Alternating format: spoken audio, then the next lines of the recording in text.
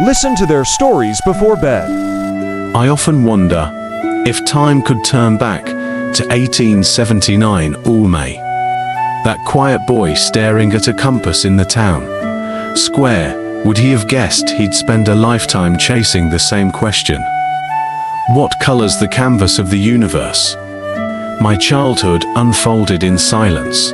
My mother called me too quiet. My father would only chuckle, he never saw, when other children chased butterflies, how I'd crouch on the ground, scribbling crooked lines for light, imagining how it might bend through space.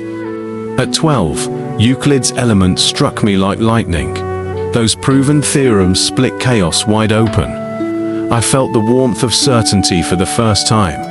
The world, I realized, could be woven into a net with symbols, and every thread pointed to a deeper truth.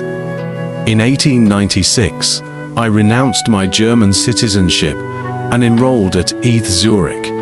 Back then, I was a sponge, soaking up library books, debating Minkowski on four-dimensional spacetime, wrestling with Riemannian geometry with Grossman. But after graduation, life felt like lukewarm coffee. A third-class technical expert at the Bern Patent Office, I spent days inspecting gears, circuits, steam valves, mundane inventions that clashed with the light, gravity, and ether swirling in my mind. Yet maybe that isolation was a gift. By night, I let my thoughts collide with the cosmos. In 1905, at 26, I combusted, March, explaining the photoelectric effect with photons. April, proving Brownian motion mathematically. May, special relativity born. June, the first whispers of EMC. September, finalizing special relativity. Colleagues at the patent office just saw a peculiar paperwriter. They had no idea I stood at physics' edge, toppling Newton's absolute spacetime. 1915, general relativity left me reeling. I paced my Berlin apartment, crumpling equations, until one winter night, they snapped into place, a constellation of stars. Gravity wasn't a force. It was space-time bending, warped by mass. A star like the sun would deflect light, as if a bowling ball had dented a trampoline. When 1919's solar eclipse confirmed this, the Times blared, "New theory of the universe, new overthrown." I held my son Edward that night, my hand on his head, and thought of that 12-year-old staring at the compass. The boy who asked why had never left.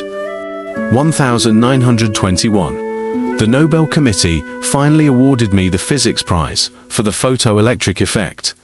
They skipped relativity, perhaps too wary of its upheaval. But to me, the medal was dust in the lab. What thrilled me was 1924, when Bose sent his paper, opening quantum mechanics door. 1927, arguing with Bohr at Solvay over does God play dice. Debates that still haunt my dreams. 1933, Hitler's flames reached Berlin. I watched synagogues burn from my window, packing simple bags. Princeton's offer came just in time. My hand didn't tremble signing immigration. Paper science has no borders, but scientists do. When your homeland becomes violence's home, you carry relativity's equations into exile. 1939, Zelod knocked. His eyes burned.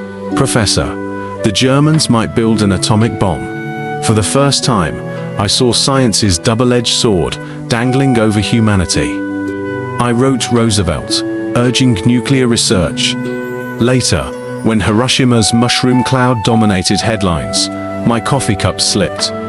I'd thought science brought light, but it could devour millions in an instant. From that day, I pleaded for nuclear control, even if called a traitor.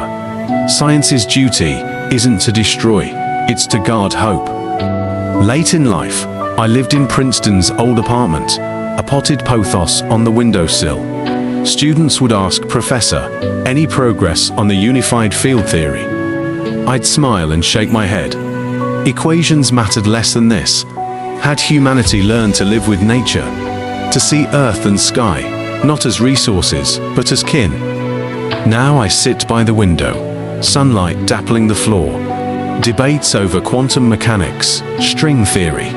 They've faded to distant stars, but some things grow clearer. Reverence for truth, hunger for the unknown, and gentleness toward humanity.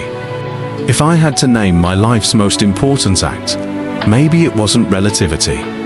It was keeping that child's eyes, 12 years old, staring at a compass, forever asking why.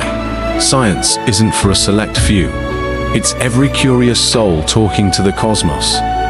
As for strengths, stubbornness, perhaps. Stubborn belief that complexity hides simplicity. Stubborn faith that Einstein shouldn't be a lab symbol, but a compass for ordinary lives. Weaknesses? I never learned to soften edges. Always spoke my mind cost friends, strange family. Milava left, saying I was a child in my own universe. Maybe she was right. I stared too long at the stars, forgot to look at those beside me. To those who come after, ask questions, even silly ones. Doubt, even doubt truth. But above all, when you unlock the universe's codes, share the key. Science isn't a game for the few. It's humanity's shared inheritance and nuclear weapons. Never let necessary evil become habitual evil. We don't conquer nature, we hold it in trust.